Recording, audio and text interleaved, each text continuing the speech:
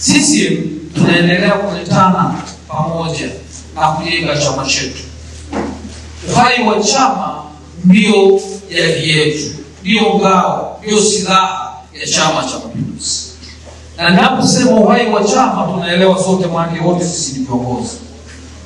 Ni kuanzia vikao vya shina, vikao vya matawi, vikao vya wilaya, mkoa na hatimaye taifa.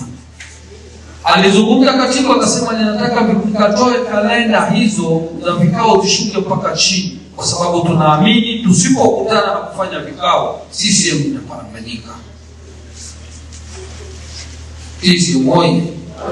Kwa maana hiyo sisi tunarudi sasa kuwahimiza mwenyekiti wa wilaya, kaa vikao vyako vya kanuni, vile vingine vya ambavyo vinahitajika vya dharura, maana kuna ajenda zinajitokeza.